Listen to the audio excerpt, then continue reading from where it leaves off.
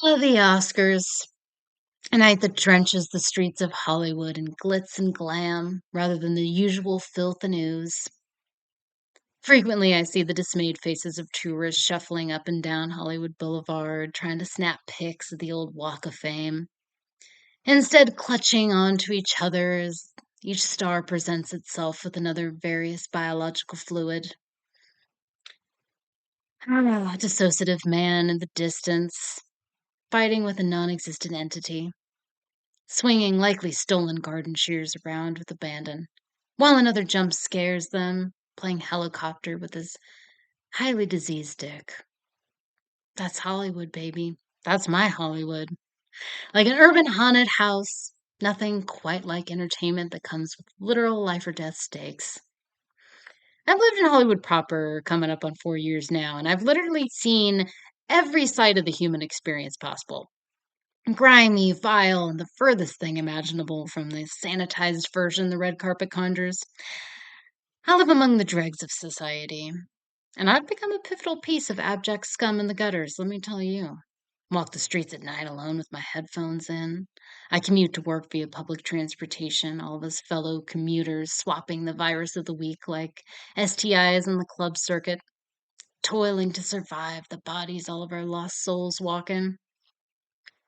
The viruses come in, but they come out transformed by a bloodstream full of bleach-laced drugs and dumpster-dived meals that resemble something that should be studied on a petri dish. Disease? Well, disease is afraid of us. The lice and scabies have become the prey instead of predator in their parasitic relationship, dropping dead the minute our skin cells infect their very tiny hearts.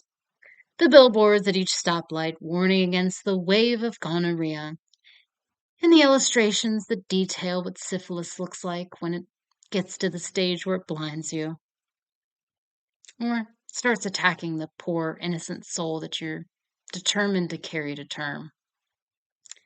However, do not get this confused with me denigrating my own city, for no, no, no, no, no. The meek shall truly inherit the earth, something I believe wholeheartedly.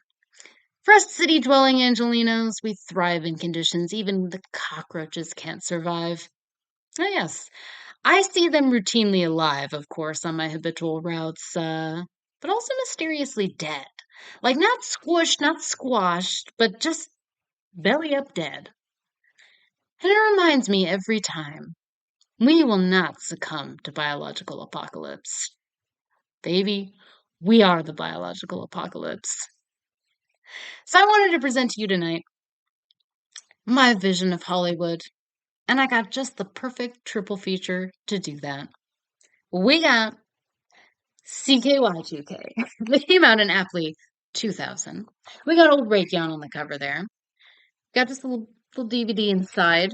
There we go. CKY2K. We got the first Jackass that came out in 2002. This is a special collector's edition, by the way. Yeah. So I got a pretty special version here in my hot little hands. So we got this. We got the special collector's edition. We got iconic. Iconic with a capital I. Do we all see this? Ah, ha, ha, ha. So lucky are we tonight. And then we got Trash Humpers that came out in 2009. Now, this DVD to me, like there's all these like horror DVDs and stuff like that, right? And they just like they never capture. I feel like the aesthetic never captures like the horrific nature of what's inside. But this one, goddamn, this one does. I don't know if you guys can see this, okay? You gotta get a look at this DVD. You gotta get a load of that. Can you see that? I mean, are you looking at this shit? It's so wonderful. It's so great. We got a little pamphlet inside that Harmony wrote up himself. We got little snapshots of our trash humpers in here. I mean, it's great. It's oh my gosh, really, really horrific stuff. It's great. I flip through that from time to time, like I'm just flipping through an old family photo album. I enjoy it so much. I really do. Um, and like any young middle school millennial, I got into skateboarding mostly for the aesthetic and the skate videos, more than the actual sport. But I like to watch people skate. I like to film people skate, and I just like to be around it, you know? I suppose I could derogatorily call myself a poser, you know. I'm embarrassed to admit it. Like, I'm a bit of a poser. Maybe wholeheartedly of a poser if I can admit it to you now. It's a shame. It's a deep shame that I carry through this life with me. And it's like I feel like I can open up and like talk about it a little bit more now that we're a little bit past that era, but it's like, you know what? Maybe people should pelt me in the street for it. Like maybe they should. It's a great chain that I live with. I should brand that scarlet P, on my chest forever. Die poser die. Um But that's okay. Because you know what? Here's a little secret about the times. Most people were posers, okay? And I'm not as much of a poser, okay? Because I got into the weirdo subculture of skateboarding. Like me being me, of course I fucking did. Of course that fucking caught my attention. And I found my way to the CKY videos. So these videos hold a very special place in my heart. I have the first one on VHS. So I have the first CKY video on VHS. I used to have this on VHS, but then I decided like, as a little treat on my upgrade, get the old DVD. Now, this was a long time ago because I don't think this is available anymore. There's been a lot of calls to take this off the market, and I do think they succeeded. So I don't think you can even find it on DVD anymore. So luckily, I have it, and I treasure it. I had CKY3. I don't think actually I ever got CKY4, so that's another deep shame. Like, please don't repeat it outside of this, sacred circle here that I have trust that I felt that I've built with you guys. I'm trusting you with this. This is a real vulnerability for me to admit that. And please don't take it lightly. So these hold such like an special very just a special place in my heart because watching these videos was the first time I ever saw a penis.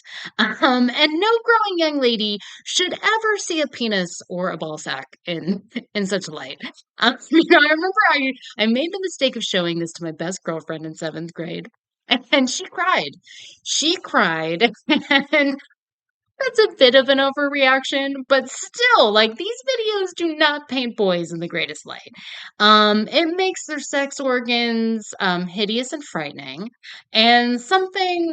Well, I mean, I can't say it really turned me off to the whole thing, but that friend is a lesbian now, and I'm not so sure that had this had nothing to do with it. Like, so you're welcome, lesbians. I'm your greatest ally. I turned one for you. So at 12 years old, skate shops literally did not give a fuck about selling you this stuff. Okay. I walked right in, bought these videos, devil may care. I'm not even sure they had an advisory on it. Like this one does have a little bit of an advisory, but the VHSs I don't think did. And it's just like, here's the thing, you gotta picture it. It's 2000. This is pre 9/11. This is pre national tragedy, and just where the societal rot really synthesized. It's pre all of that. It was such a free time, where a preteen girl could walk into any skate shop on the block and purchase the sickest, most vile, beyond NC-17 shit imaginable. And I enjoyed every minute of it. I really did. I felt like these guys were my friends. I'd pop on the videos and laugh right along with them. Like, maybe someday I'll meet my soul tribe just like them. We'll piss on each other in our sleep and we'll rouse our fathers out of bed and slap the shit out of them and, throw each other into bushes. And, I was already doing a variation of the shopping cart thing with my siblings. We used a Fisher Price Flintstones car. We'd get up to a great speed and then you'd just go flying off, off the top of that thing. Um, and whenever I think about these videos, it's always so funny because like all these like adults in my life, we're like, okay, she's like pretty extreme tomboy, and she's into all this disgusting shit and stuff. And so they'd always like find these like kind of like they'd try to do in the most delicate way of like, hey, if you're gay, it's okay, you can talk to us about it. And it's funny because even at the time, and especially now with some distance, I'm like, you know what? It was actually like way gayer for all my male friends to be watching it. Like every single sketch has some relation to dick and balls. If the boys weren't running around in jog straps, they were fully nude. I was like, you know what? It's honestly the straightest thing in the world that a teenage girl could be watching. You know, it's just like it's so silly. Um you know, of course, there was like a fair share of shit stuff and plenty of early iterations of Jackass. And I was exposed to one of my favorite bands at the time, CKY. It was a horror-based band, so it was like, come on, obviously, I was like totally in love. And they exposed me to like a lot of horror movies that like I had yet to watch and love now. So I'm forever grateful for that. And you know, the funny thing about CKY2K is it even has Bjork in it. Because this was like hot off the, you know, the Jackass fame and the Jackass height and everything like that. The TV show, of course, because this was in 2000 and Jackass was 99. So it was like, this was like hot off of that. So Bam got like hired to film all these like cool electronic bands, like music videos. They flew to Iceland in this and like did the Bjork, music video and everything like that. And it's so funny now because I think Bjork is like one of the greatest like people being like, get this off the fucking market. Like pull it, pull it, pull it. um, but you know, there's some loose skateboarding. The first one there was a lot more. This one there's like a ton of pro skaters in it, and of course these were like marketed as skate videos because it's like what else do you market them as? But it was mostly just like stupid freak boys doing stupid freak shit. And I don't know if there's anything that could really describe the things that I love further than that. Um, it's defined who I am, and every time I pop this on, you know, I get to revisit such saccharine childhood memories, you know, and just relive some of the sweetest moments of my life. Thank you, CKY videos, for great childhood memories. So, of course, first comes CKY, then comes Jackass. Um, and, you know, like I mentioned it before, like this sort of skateboarding subculture, you know, always kind of attracted me. And I was a big fan, probably comes to no surprise. I was a big fan of Big Brother skateboarding magazine, that was like kind of running parallel to my love of CKY videos. And which, once again, with Big Brother, anybody could buy it.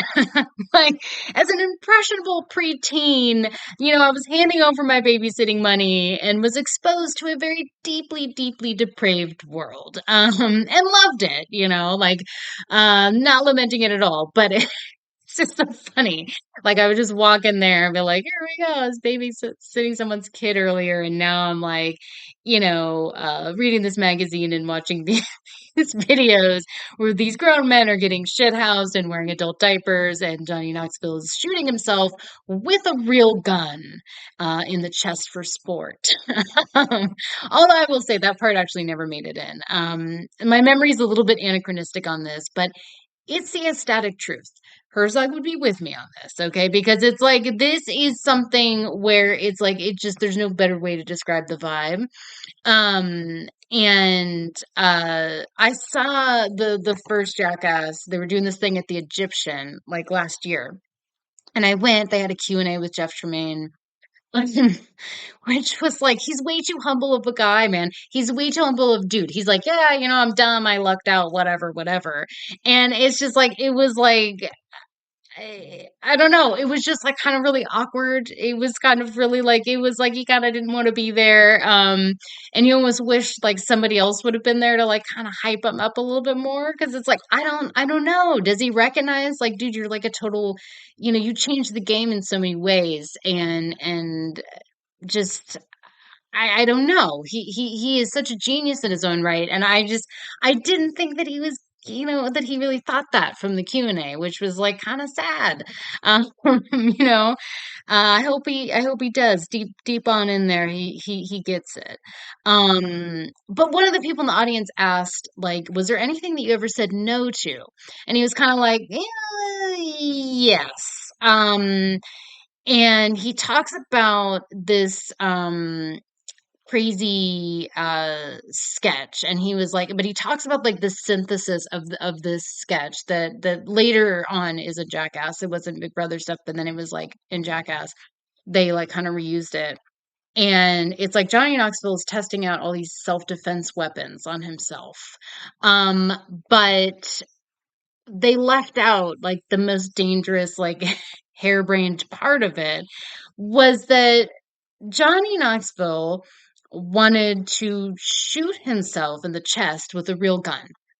Now, the most striking thing about this is that he was just going to use a homemade bulletproof vest. He was just going to stuff a bunch of phone books in a regular vest and shoot himself with a real gun.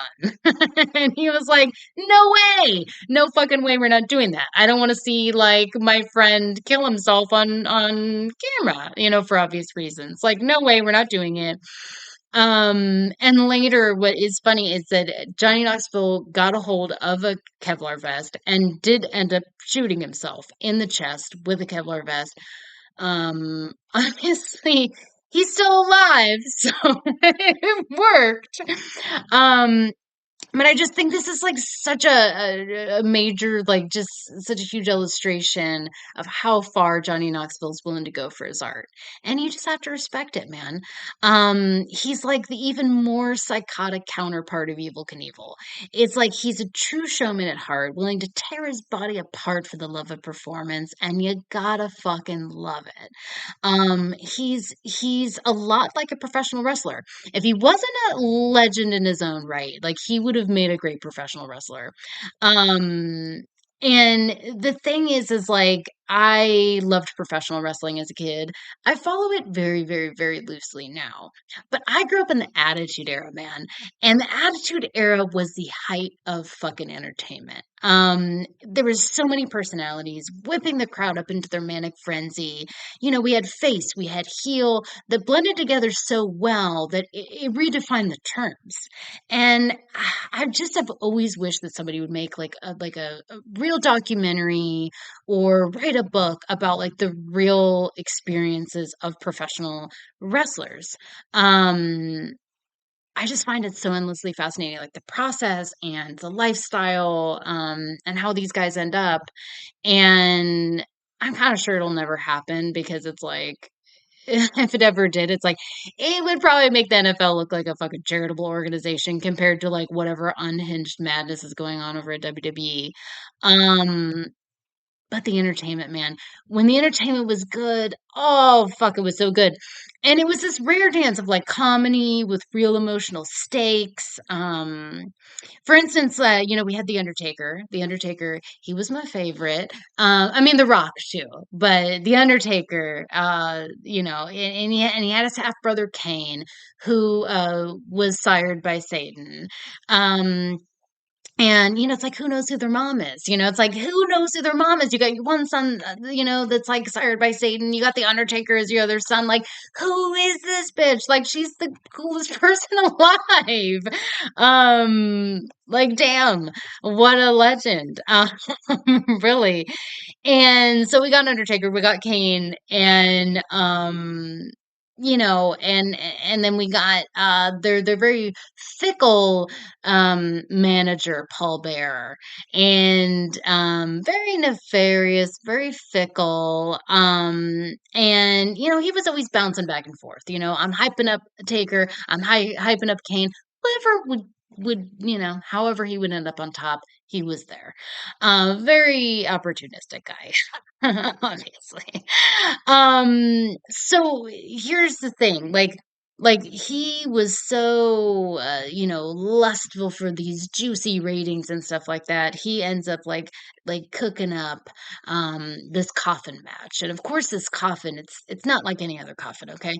There's literally a portal to hell in the bottom of this coffin. You looked in, there was the glowing light. You could see it. That's where they're going. So So he cooked up this fight, this WrestleMania fight, and he's like, "Yeah, you know what? The two brothers will fight, and whoever gets beaten into this thing and the lid slams shut, well, they're the devil's offering." Because Kane was kind of like this thing, like he's like, "I need one of your souls down here, like you're my son. I prefer you. You don't really belong on the earthly planes. Like he's kind of a hell escapee. Like I prefer you, but like the Undertaker, like." Now that's a powerful man. That is a man who could even get Satan respect in hell. Um, it's like so he cooks up this fight and it's like the thing that I think is the greatest thing about this is that we're all very much in on the fun, right? So we're in on the fun, but it's not played for laughs. And that's what I find just like the greatest of this era is like, that's what great comedy understands is that like to our characters, this is all a very serious situation. Like there's not, there's not they're not having fun. They're very much not in on the fun. Like, in fact, it's the greatest torture to be involved in this. And, it was like they took their roles very seriously, and Paul Bear took his scheming exceptionally seriously, and there was no breaking kayfabe. So kayfabe is like it's a term in professional wrestling that's kind of like breaking the fourth wall. So there was no like winking at the camera, we're in on the joke. There was none of that, which I thought was just like made it so fucking uh brilliant. It's like we have Paul Bear and he's taking his scheming seriously, but it's like this very like he's rubbing his hands together like like he's loving every minute of it. And his facial expressions are just like burned into my fucking head. I'll never forget him. And he lived and breathed the theatricality of it all. Like one of these boys was going to the pits of hell come WrestleMania, and we were all on the edge of our seats for it. We were all there. We were all like the energy was just like right fucking on. And in fact, if the wrong brother lost, it's like we'd be sad come Monday morning. It'd be a very sullen affair. We'd be staring at the window listlessly in our seventh grade English class and being like, what if The Undertaker doesn't show up tonight on Monday Night Raw? And it's like, oh, Paul Bear is going to just be relishing in this, like walking around like he's the biggest cock on the block. And, he's going to be gloating. And you were just like, oh, man, I'd give anything to see his face get even ghostlier white, like when he hears those deafening doom chimes of the Undertaker's theme just blasted throughout the stadium, and people are going shit fucking wild, and just the announcers are beside themselves, like, oh, could it be? Is he risen back from his sojourner from the pits of hell, ready for revenge?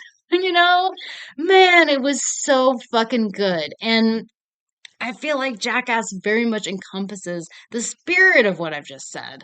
Like, all the actors are miserable, but all too excited to be the first one to sacrifice themselves for a sketch that's going to bring, yeah, it's going to bring the house down. It's going to bring laughs, but it's also going to get you etched as a fucking legend in the annals of history forever. And legends never die, man. In this way, Ryan Dunn will live forever.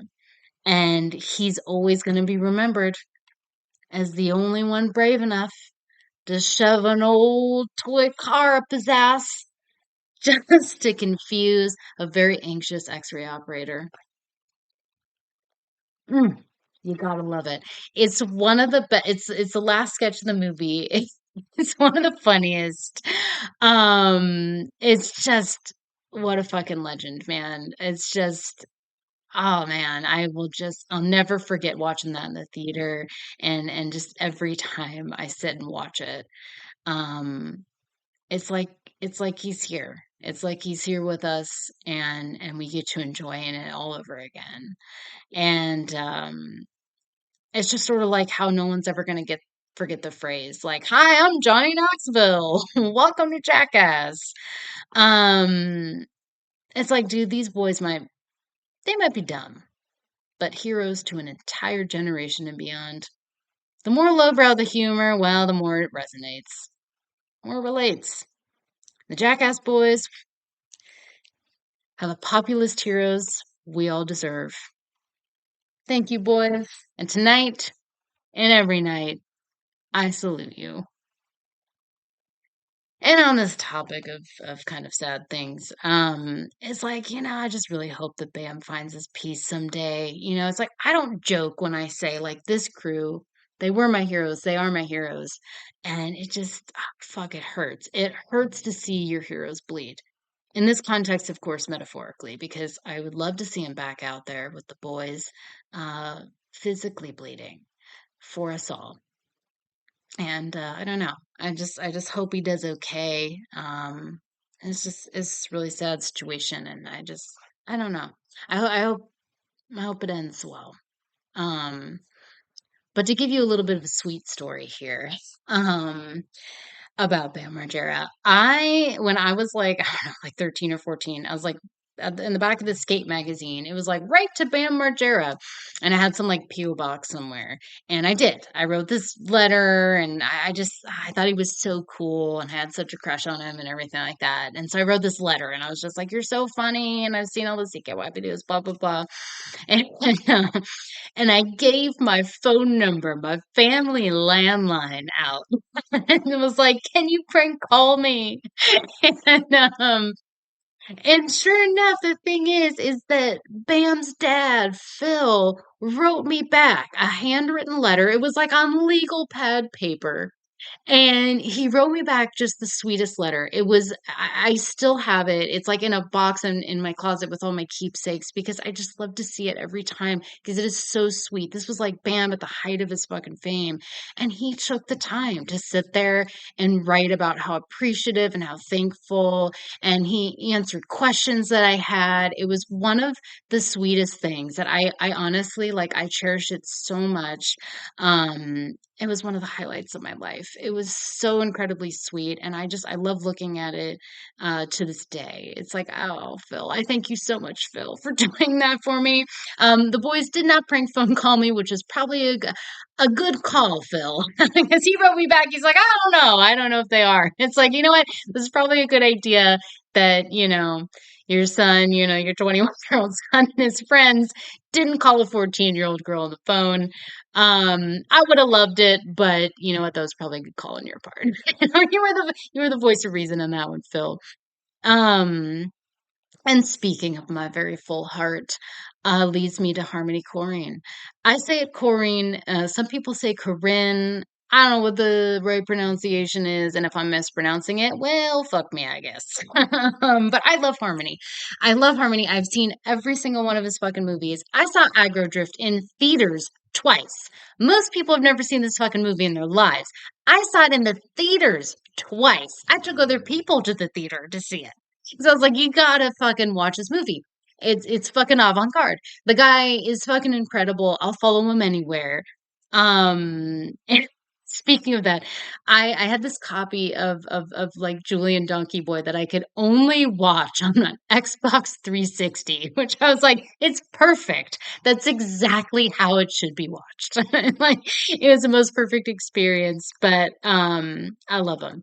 I love Harmony, and Trash Humpers is no exception. The way that I like to describe Trash Humpers to anyone who's not familiar is that it is Jackass meets the video from The Ring That Kills You.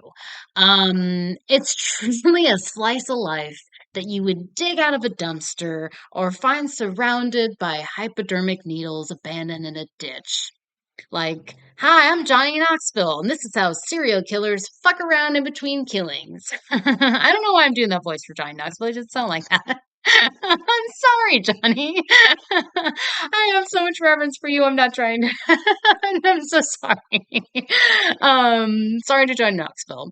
I love you so much. But you know what? The thing that I love about Harmony is that he makes what I like to call schizophrenic cinema. So his early work, especially, um, Definitely aggro drift. But yeah, especially like his early work. But then it's like, yeah, of course, like we got Spring Breakers and stuff like that that fall under this. And all of his work does in a way. But definitely like his early work, definitely aggro drift. Definitely this. This is the big example of his schizophrenic cinema. Because I feel like his work, especially this, his early work, is really like this invitation into the midst of a psychotic episode. It's like the repeated phrases, the disorganized patterns, and the dissociative structure of these films really feels like you're in the mind or witnessing something you might never come back from. It's like how far is too far until I'm lost forever. Like a nightmare that's like gripping you in quicksand. And I found this to be especially true watching aggro drift. I was like, these kind of like when you're listening to the the main character in aggro drift, it's like, man, these frail rationalities, the way he lives his life, what we're seeing, what we're watching, what we're being told, it's like it becomes clearer and clearer and easier to follow the longer I kind of drift further and further away from reality. um and there's just nothing like it. Just what an exceptional auteur. And this Trash Humpers is supposedly based on a real experience. I will read it for you now because Harmony wrote it out for us in this nice little pamphlet. Let me find it and I will read it for you. So he says, I remember when I was a child, there was a small group of elderly people who would hang out in the back alleys and under bridges by my house. They always seemed to be getting drunk and dancing. One night I looked out my bedroom window and saw a group of them humping trash and laughing. It sounded like they were speaking a strange invented language. This movie is about them. And there's no better way to sell it. I'm like, there's no better way to sell this movie than that. And I've seen the film multiple times. This is actually my friend's copy, but I think I've been the only one watching it. I've asked to borrow them now more than a few times. I actually got to see this on a double bill at the New Beverly. They were playing it on VHS. What a great experience. And but every time that I watch this movie, like I just get cemented with fear. Like it's like there are people like this just walking around out there. Um, it's just like sure, vandalizing and doing stupid shit with your friends is all fun and games until the debauchery, like these people, ramps up. You go from beating doll heads with hammers to drifters dressed as French maids, which anyone like, entrenched in the Harmony lore like I am, like that guy's like an early iteration of Moondog, right? Like every time I watch that, I was like, that's fucking Moondog. Like basically. Um and there's nothing like unsuspecting violence and sort of a fleeting moment is so much scarier than something methodical. It's like you could just happen to be the wrong person in the wrong place at the wrong time. And it just brings this darkness to the Jimmy Buffett lifestyle of drifting, seeing where the free wind takes you. Like, what if Jeffrey Dahmer was a parrot head? Chilling and killing, man. Mixed with a little trash humping, talking shit, eating soap, sudsy pancakes. Sudsy pancakes. Like something that should only exist in a very abominable realm, honestly. Just like this movie. And it's like as we calmly sit in our rooms, as we're here tonight, as you're watching this, it's like these trash humpers are out there, man. They're out there, maybe even peeping through your windows at this very moment. And I have a funny story about that. It's a terrifying story. It's not funny at all. It's terrifying. So when I first moved into this place, I've been here for like, 4 years now. When I first moved into this place, like 6 months in, I have my bed on like this wall, like right by this window, but where the blinds end and like you can kind of like if you were standing outside, like you could definitely see me. Okay, you could see me in my bed. Um and There's like this little like nebulous woodsy out there though. So I was like never afraid that anybody was going to be able to see me or look in because it's like it's this really inaccessible nebulous woodsy area. Like apartments there. Like there's no way for you to get in unless you jump out of somebody's window. There is like this old rusted gate, but it's like it's covering so much. It's like I don't know how you would ever get over it or get into it. It's kind of hard to explain, but it's just like I'm telling you, I don't know how. I mean, there's animals out there a lot. So that's I enjoy the little area because it's like my own little personal zoo. So you get like a lot of like skunks and possums and raccoons and one time, there was this little owl that would come and visit occasionally. He didn't like my vibe so much because the thing is like he came and stopped by and then I'd be like, oh, I'd just like wave to him and be like, hi. I wouldn't make a loud noise or anything. I was just waving and he'd give me his dirty look and fly off. And then after a few times he just never came back again. But I did enjoy that owl. And I do enjoy my little animals. Sometimes there's little babies out there. Sometimes it's skunk mating season. So that is just horrendous because it's just like I don't know if you've ever heard a skunk screech, but they do it all night long, and it's like a mating call though. Very bad times during that. It's very short period, thankfully, but that's the one downside to it. Otherwise, it's great. I love it. You get to look out your window and you're like, oh, there's a little raccoon there, or whatever. Um, However, one time when I first moved in here, like 6 months. I'm sleeping. It's like fucking 3:30 on a Tuesday goddamn night, and I'm sleeping, and there's these taps coming out my window, and they get louder and progressively louder to wake me up out of my fucking sleep. And I look up, and there's these fucking trash humpers. There's trash humpers out my window. Okay, these were not young people. They were just laughing like trash humpers do, and they were cackling their trash humper laughs, and they were just laughing and peeping. And like the thing is, they didn't run away when I looked at them. They wanted to see me. They wanted to get my attention to let me know they were watching me sleep. That's what they were doing out there. I still don't know how they got in or how they got out. And they just stood there. They just stood there watching me. They didn't like run away. They just stood there. I had to come sleep on this tiny little couch I barely fit on. Okay. And the whole night because I was so fucking terrified. I'm like, there's no way. I'm not going back over there. I'm not gonna be able to sleep. I'm not gonna be able to do I don't ever want to go over there again. Now I put up like this opaque shit. I literally like painted it on my windows because I was like, that's never happening again. But yeah, but they stood out there for the longest time, and then eventually, which it seemed like an hour. It was probably only like 10, 15 minutes, but still, that's even too long. And then eventually heard them walk away. But they just stayed and they just stared or they were laughing. It was literal, the trash humpers were out my fucking window, okay? So you never know. Like sometimes they're having a good time, sometimes you're getting the hammer, maybe both. You never know with them. So it's just like, you know, um they're out there and it's just like sometimes, it's like when I'm waiting for the underground train here, the metro, that's what we call it. Like, you see a lot of people on the train and I do have to say like I never feel scared. Like I said, I walk around with my headphones on at night and like I walk around at night and I take public transportation sometimes late at night. I'm never afraid, and I'm never afraid in here except that one time.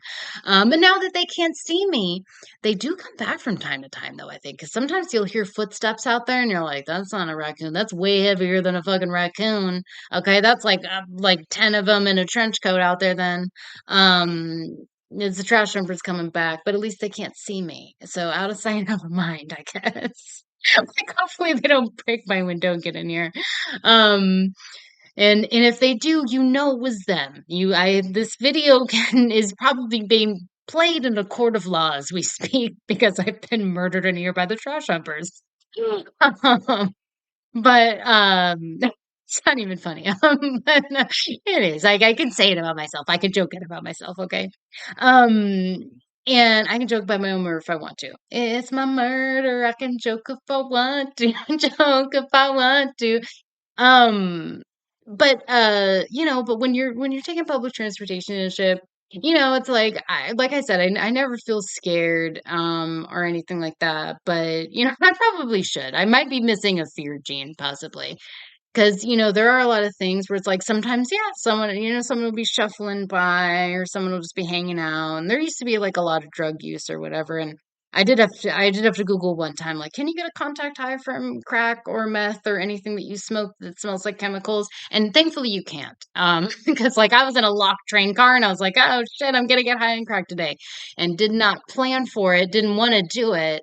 Um, Thankfully, you cannot, by the way. So if anyone's worried about that, you cannot get a contact high from crack. Um, but it's like that's whatever. And then people shuffling around, people just hanging out, and it's like, whatever, the vibes, whatever. Um, it doesn't bother me, it doesn't bug me. And then but it's like but sometimes occasionally all of a sudden someone will whip a hatchet out of their pants or their backpack or their blanket or whatever, or a knife, or they will light something on fire, in this underground enclosed space. They'll just light something on fire. They'll just start throwing shit or hitting themselves or doing something. Um and it's just like makes you think like when they bring a hatchet out, and a lot of it, it's like there's way too many hatchets. Like it's more than I can count on one hand. I feel like that's way too many hatchets. Like where are they all getting them from too? Because the thing is, it's like it's not like they're newly bought from Home Depot or newly stolen from Home Depot. These are like family heirloom hatchets. It's like they're being passed down from somebody. I don't know what it is. Like, what in the John Wick fucking universe is going on here? And why does everyone have a hatchet? Why don't I have one? I'm feeling a little left out. But everyone has one. Like, you will not be surprised. You take the metro enough times, you're going to see a hatchet, probably two, probably more. But they have these hatchets and they'll just whip them out. And sometimes they'll just be shuffling around with it. So you're like, I don't know, I guess that guy's just like vibing with this hatchet, whatever. I'm mostly just like, I'm just worried about the train getting in on time because they very rarely run on time. And, don't want to get to my movie late. That's what I'm mostly worried about. Like when they're just shuffling around, it's like, the guy has a hatchet out, but don't worry, tourist, it's fine. This happens all the time. And he's probably not going to start swinging it around. But then there are the people who start swinging it around with abandon. And it's sort of like, I don't even know if they know this is a weapon or what it is, or if it could hurt somebody. Do they even care if it could hurt somebody? Um, they're just in their own little hatchet land there. And then, they just wander off, but you really get to witness like the reality sort of fraying around them until they kind of just drift off into the void, and and everybody just kind of takes a sigh of relief because I have seen that too, where it's like then they try to attack someone. And the time I saw that, which is funny, another funny story, the time that I saw that and he tries to attack this lady and this guy, and I'm standing right by the lady, so I'm not sure if he was trying to attack me or the lady, I'm not sure.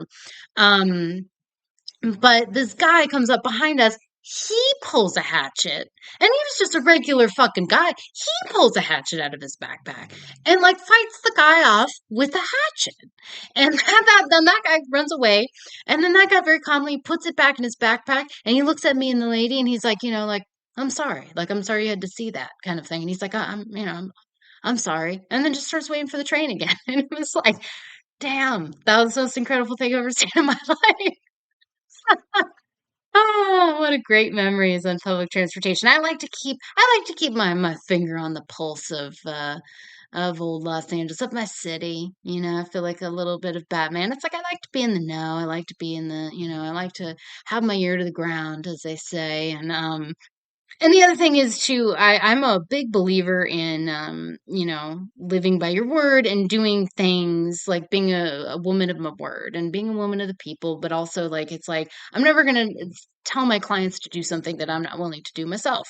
So that's why it kind of originated. And yeah, so it's like, what, I'm not gonna ever tell anybody to do something. And then I also have my finger to the pulse where it's like, I know the most dangerous times to take it, and I know what you kind of have to look out for. I know that that's never run on time, so also have some good advice to give and whatnots. So But yeah, it's just like you kind of look around the city, and as much as I love it and I'm a part of it, as I was saying early, it's just like there is a real rot in this world, and you know what? It's all sides of ideology that and you know where it comes from? It comes from individualism, and this country is so steeped in our rugged individualism that I just feel like all ideologies can't escape it, really. Even the ones that pretend like we're the for the collective. It's like you can't help but inject some fucking individualism in there that ultimately leads to division, right? It's like it's ultimately gonna, it's like when you're dividing yourself up by identity and exclusion and purity, it's like all this is doing is continuously fueling a culture war that has spanned decades. Politics and social problems did not start in 2016. I know that's when a lot of people started paying attention, but they didn't stop and start in that era, and they don't stop and start with basically an abscess. I think we all know who I'm talking about when I say the abscess, a much larger rot and problem. And so, when I see this kind of stuff that's like, this is a culture war that it just frankly, it bores me because it's like this has been going on for decades, it's been standing decades. Like, there's no gold star at the end of this. There's no, like, this doesn't allow for national purity. There's not a big pat on the back like you won. It's just all of this infighting that's like, look, then it allows freaks without any fucking morality to reign victorious across a torn apart landscape. I didn't want to go there, but I'm a populist. As I said before, I'm a woman of the people. I am a I'm a populist, and I embrace that rather than anything that wants to fuel individualism. And and division, and that's why I love this kind of art. That's why I love my fucking city. That's why I walk around and I take public transportation. I love being a part of it. I love where I live. I love that I know my neighbors. I just, it's like I just it's part of a reason why I love what I do too. um I just love it. I love that collective nature of humanity. And so that's something where you can say whatever you want to say about me, but um individualism and division is something I just don't stand for. And that's why cinema, I really think it is. It's one of the most populist art forms you can have. These are some of the most populist films that I could bring to you guys, and it really makes you think when I watch this triple feature. Like, who are your barbs in this bankrupt world? Are you going to embrace populism and the lighter side of freakdom?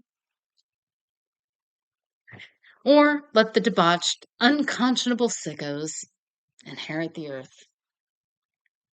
Check out these movies and let your heart decide. And as a bonus, I would like to bring this movie out. I would like to bring this movie out, Haggard. I might be the only person in the world that owns it. You cannot stream this movie. I don't even think you can buy it anymore. But this was released in 2003, at the very height of just Bam coming off the Jackass fame. And he decided to be like, hey, you know what? I'm going to make my own movie. And it's a narrative. It's not like the CKY videos. It's a narrative with just the just I don't know what to make of the plot, because the plot is basically like Ryan Dunn's girlfriend like leaves him for Raytheon. Let me just this is Raytheon here, who plays Hellboy in the film. She's like, I'm in love with Hellboy, Ryan. Get the fuck out of my way. I want to go be with Hellboy and live our love story. And he gets so upset about this that he goes to his friends and is like, break break into her house and film I don't know, like embarrassing things, film them having sex for some reason. It's like, why? Why would you want that, man? You're so heartbroken. Why would you want a video? of your girlfriend fucking Hellboy. Like, and just like, and what are you trying to like? What do you think you're gonna find? Like, what would that even do? I don't know. So that's hot though.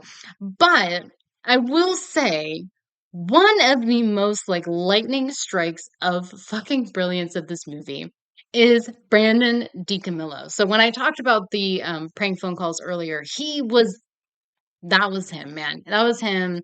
Bam was always like laughing in the background, but he was the real comedic genius of this crew. Like he was the one who did those prank phone calls. So fucking funny. Just the highlight of the CKY videos. And the highlight of this fucking movie, okay?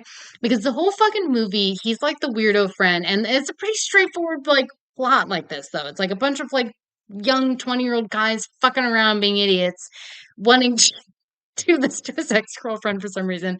Um, and then you have him, and he's like, I'm gonna enter the science fair and I'm gonna change the world. And he's like digging through trash trying to find freons. He needs freon. He needs so much freon for this. He's like, this is gonna change the world. I'm gonna enter the science fair. And then when you get to it, it's like it's in this high school gym. There's like a smattering of town folk, including children at this thing. And so he's like been working in his lab, building, getting all the freon, and he comes out with this invention that's a very, very crude, homemade sex machine. And when I say that, you're probably conjuring up like what's in Burn After Reading. No, it's so it's just like it's beyond any comprehension. It's like I don't even know what that fucking thing is. It's just it's not practical. There's like a food element to it. It's like where does the freon go and why? And it's unisex by the way too. So whatever you're fancy, you can use it. And he's just demonstrating this thing in front of the town.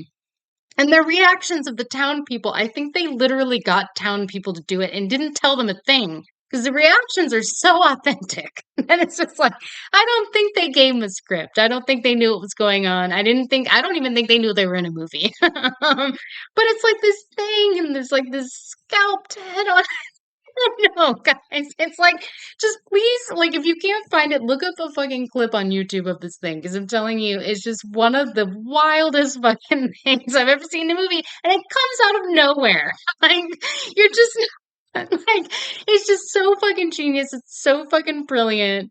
I fucking adore this movie. So if you're in the LA area, and need to borrow it, please return it because it holds a very, very deep place in my heart. But I will let you because that's why I want more people to watch this. This should be more of a cult classic than it is.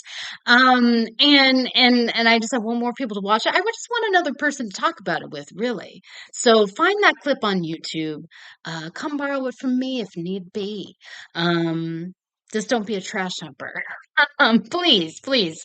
They're probably listening outside my window right now, like, borrow a DVD, you say? Come inside your apartment, you say? Uh, I don't know why they talk like old-timey prospectors, but yeah, this is a great film, and Brandon DiCamillo in this, he would frighten the trash humpers. So, it's like it's a great movie, and I can't recommend it. I can't recommend it enough. It's just I think it's so great. I love it so goddamn much. And I love these movies so much. And I love all of you for watching. Thanks for checking it out. And I'll see you in my next one.